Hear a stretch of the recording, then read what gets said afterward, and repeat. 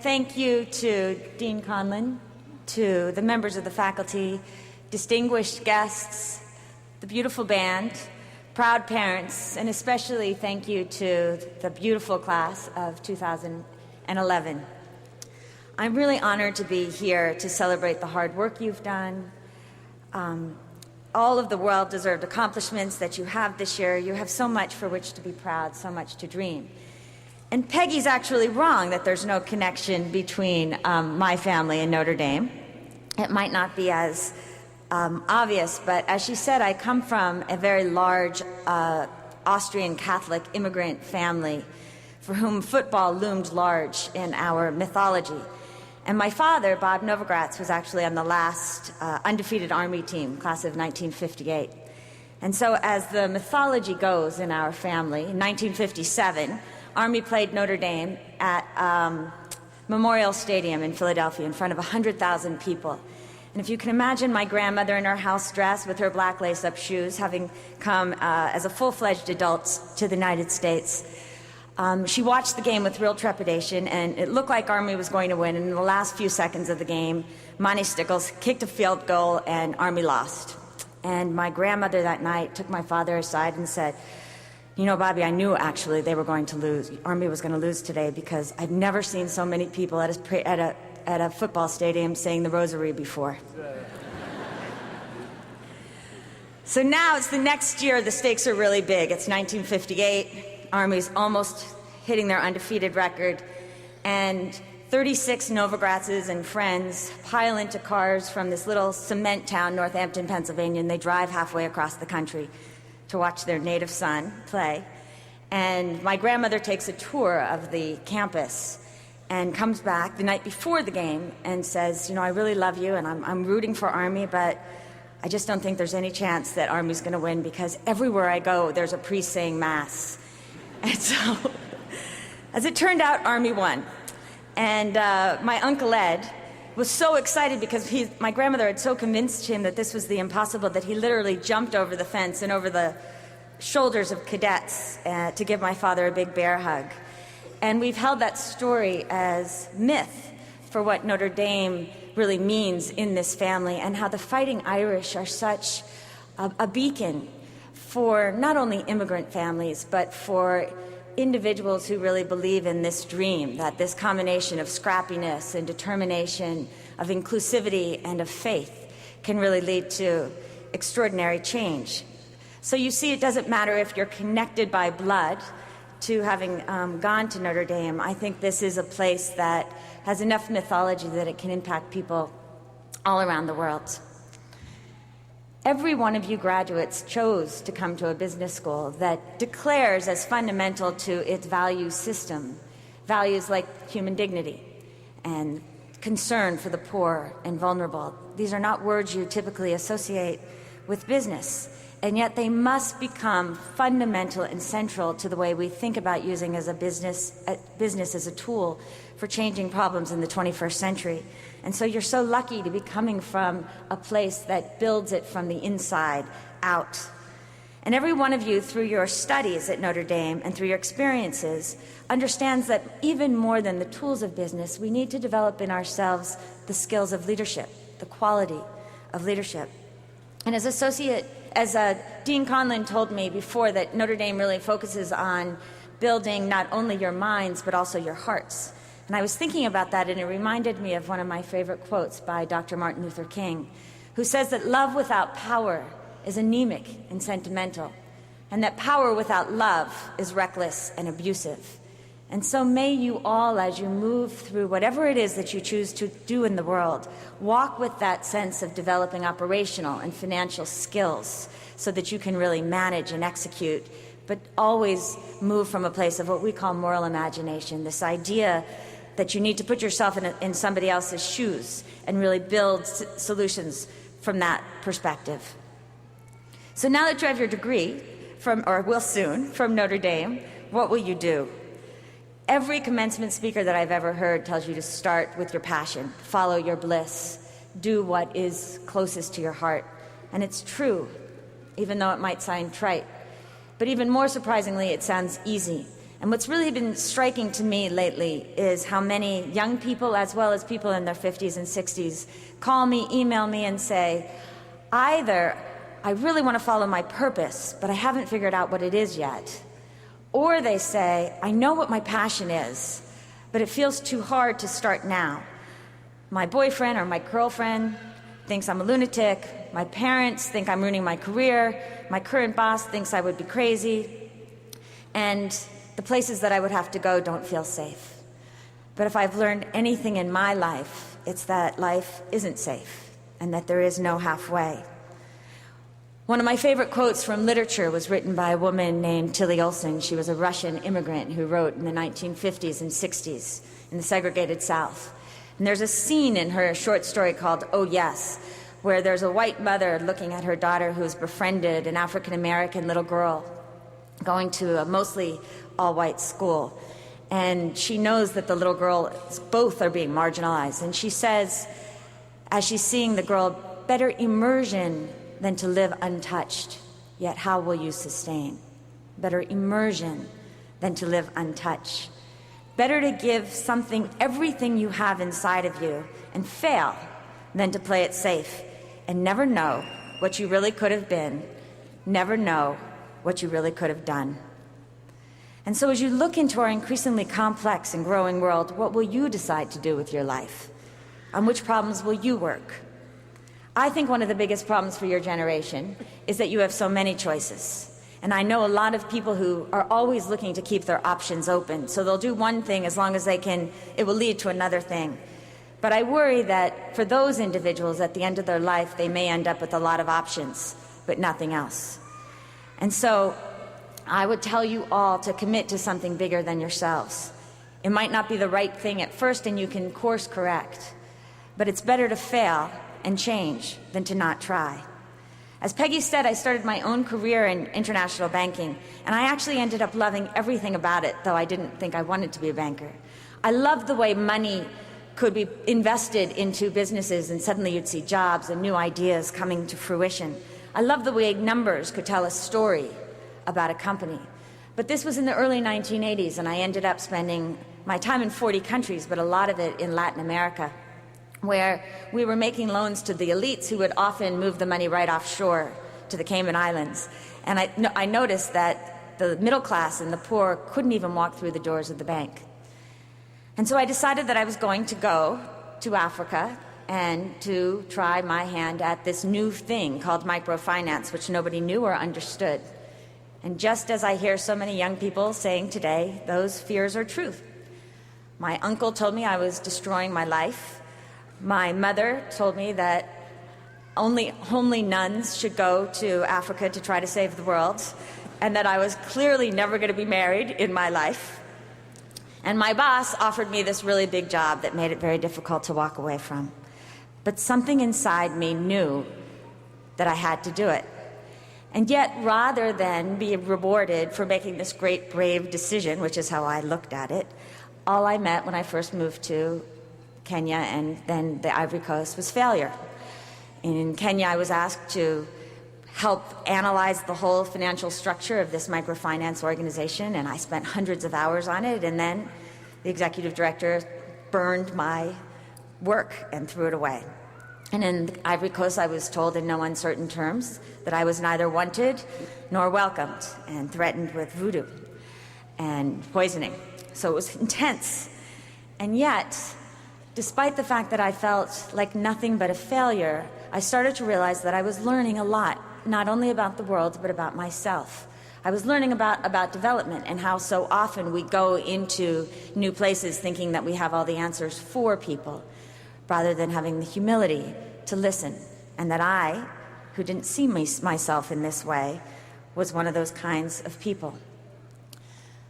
But all of that failure finally landed me in Kigali, Rwanda, where I had another very important lesson, which was that sometimes a small group of people really can change the world.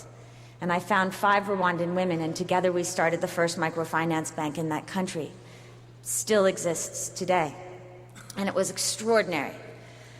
But 5 years after I left the country, life brought me another turn, and I opened up the newspaper one day. I was working in New York City, and I read about the Rwandan genocide. And I had no idea what had happened to the institution that I had worked on building, nor the people that I had come to love. I decided to go back, and I did. And I discovered that the women with whom I had started this institution ultimately carried out every conceivable role of the genocide, from being killed in the first hour, to watching their families being murdered, to actually being one of the major perpetrators. Our first executive director ended up being the Minister of Justice under the genocide regime and was responsible for the killings of 800,000 people. And I decided I wanted to dig in deeper, understand what it really means to be human. And the most extraordinary moments were sitting knee to knee in the Kigali prison with Agnes, our first director, where I had to admit to myself that sometimes monsters do exist, but they don't necessarily look like we think they do. In fact, I've learned that monsters are sometimes the broken pieces in ourselves, the fragments, the insecurities, the places where we feel most ashamed. And in times of economic peril, in times of turbulence, it becomes very easy for demagogues to prey on those fragments and sometimes make us do terrible things. But through this experience, I also learned to learn at the edge, to recognize that sometimes the universe throws things at you that you had no idea you would be learning. In fact, with all the skills that our schools teach us, what we find so often in life is that people don't behave the way they think they should behave, nor does the world operate in the way that we think we should. So if we're not constantly learning, we're going to miss it. At the most fundamental level, my experiences in Africa also taught me that dignity is more important to the human spirit than wealth. And essential to a world where all of us can live with dignity is this idea that dignity means choice and dignity means opportunity. It makes having the ability to solve our own problems. I'd also discovered, as Peggy said, that neither markets nor the nonprofit sector alone was ever going to solve big problems of poverty. So after 15 years of apprenticing, and I would encourage you all to think of yourself as apprenticing, putting new tools all the time in your toolbox, I decided I wanted to create a different kind of organization in 2001. We called it Acumen Fund. It was this idea that capital exists along a spectrum, and that if we could invest charitable money, not just give it away as handouts, in those entrepreneurs who saw poor people as full-bodied human beings and built solutions from that perspective, and if we left that money for a really long time, patient capital, 8, 10, 15 years, and provided, in addition to capital, a lot of management assistance, trust building, showing up, maybe we could create better solutions than what we were too often seeing in the world. And as today, we've invested $60 million in 50 companies. But we've helped create over 35,000 jobs. And to walk into a company like A to Z Manufacturing in Tanzania and see 8,000 jobs, women that are creating 30 million life-saving malaria bed nets a year, recognizing that means 20% of all manufacturing in Tanzania, you start to see that we really can change the world. Or investing in a nine ambulance company in Bombay, a city of 17 million people, and thinking at some level, are we being too idealistic? But then a few years later, seeing that company grow to having 385 ambulances, the largest ambulance company in India, based on the ethos of no corruption and service for all, you realize that you can change the world. I'm going to give an example that talks about one individual, because you might be one of these individuals, and it starts in the state of Bihar, India. Despite India's great success, if you took Bihar and put it on the African continent, it would be the second poorest country on the continent and the second largest. 90 million people who earn on average $200 a year.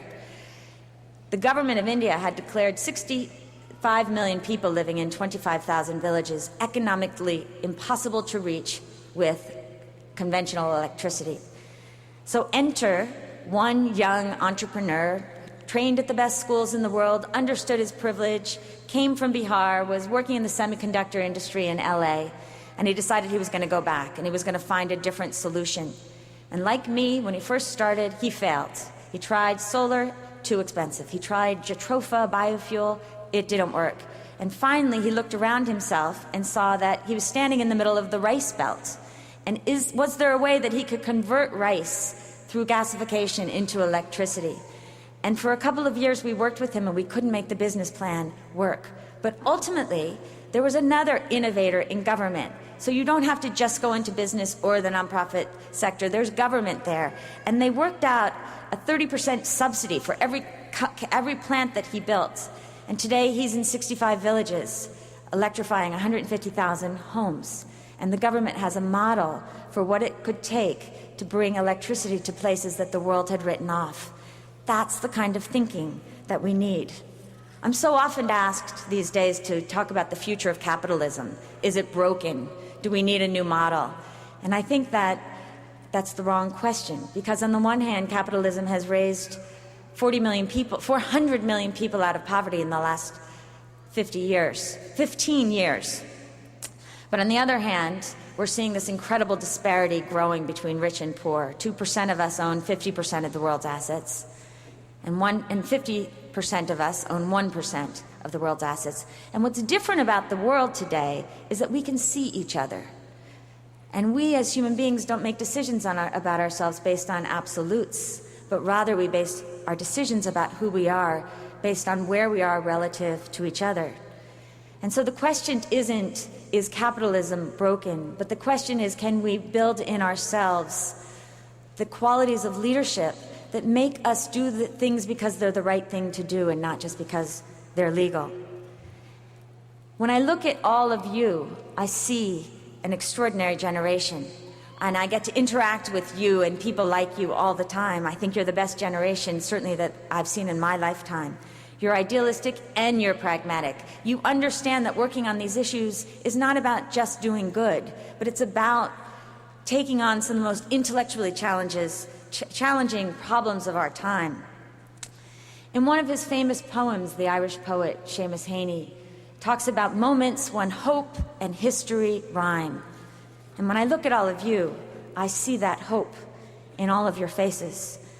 And there is so much that I wish for you on this day of your graduation. I wish first and foremost that you commit to something bigger than yourselves, to listen to that voice inside of you no matter what the world outside says, and follow what it is that makes you feel alive and full of sparkle, for these are the things that will allow others' light to shine as well. I wish that you dare to take roads less traveled, to recognize that all around us are enormous opportunities, too often disguised as insolvable problems. And in the end, all we have is ourselves to solve those problems. May you have the courage to try to do what you never thought you could, and never, ever let yourself be daunted by failure, because that's part of the game of change. And instead, when you fail, know that it will reveal real truths about yourself and the world. And may you always learn at the edge. 10 years after I started Acumen, more than a quarter century after I started working on issues of poverty, I feel I'm still learning every single day. And I believe that when you look around the world and you see those people in their 80s and 90s who are still full of sparkle, it's because they keep that sense of childlike curiosity. This week marks 50 years since the Freedom Riders came down from the privileged schools in the North and went to the South to meet with Dr. Martin Luther King during the Civil Rights Movement. And I've been thinking about the courage that they took on for social justice. And I know a lot of people that were on those buses.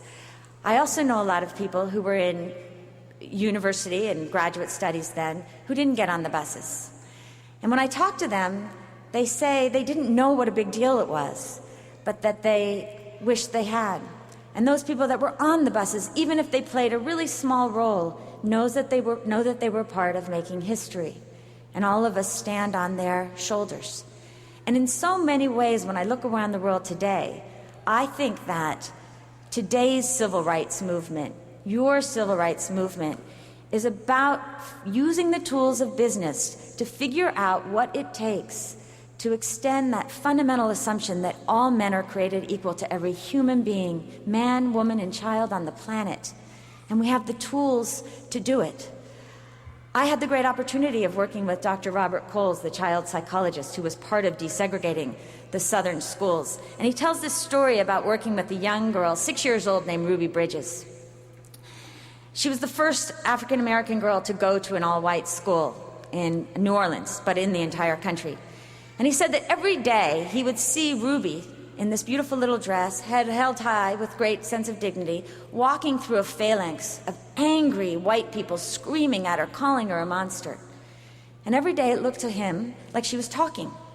And he would say, Ruby, what are you saying to the people? And she would say, Dr. Coles, I'm not saying anything.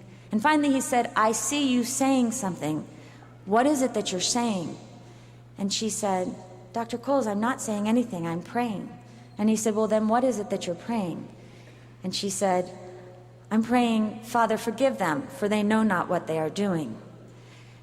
At 6 years old, Ruby Bridges had that kind of moral imagination to understand that all of us have angels and monsters inside, and that we need to focus on building systems that allow those deepest yearnings that are inside of each of us for good to flourish. Robert Kennedy said that few of us can have the greatness to bend history itself, but each of us can work to change a small portion of events. And it is in the total of all those acts that the history of this generation will be written. For each of you who are graduating today, I hope that you go and you celebrate and you party and you recognize that you have been with each other on this incredible journey, and in other ways you're just starting. And I hope that you also hold these ideas and these ideals, that much has been given to you and much is expected from you. And finally, I would leave you with the words of the American poet Mary Oliver, who says that in the end, doesn't everything die at last and too soon? Tell me, she says, what is it that you plan to do with your one wild and precious life? And so I thank you. I bid you great congratulations. And most of all, I wish you Godspeed. The world is counting on you. Thank you.